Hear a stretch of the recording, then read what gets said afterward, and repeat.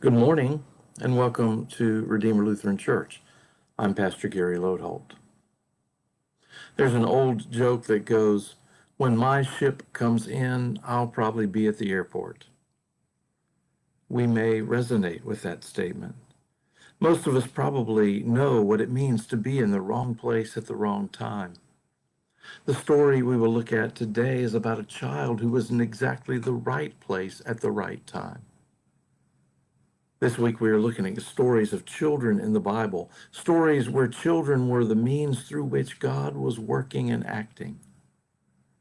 Too often children are overlooked, but these stories remind us that they are valuable parts of God's creation too.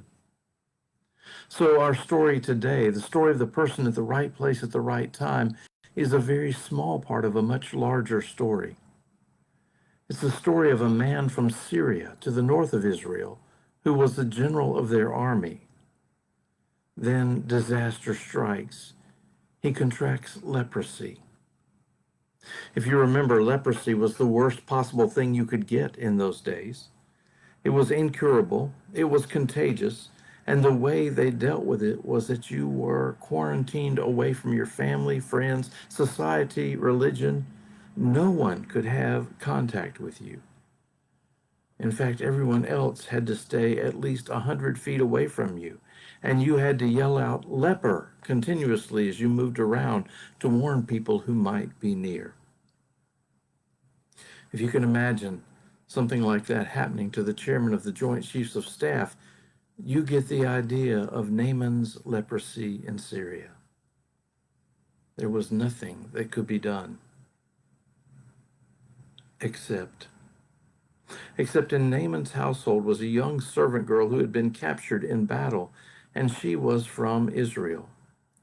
When they learned of Naaman's illness, she quickly told her master that in Israel there was a holy man named Elisha who could cure the disease. And that's the role this girl fulfills in the Bible. She's never given a name, but she tells Naaman about God's prophet.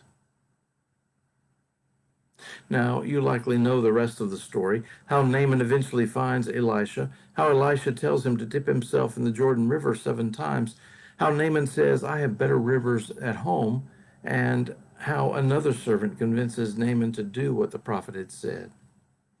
Naaman does and comes out clean. But that's not the point for today.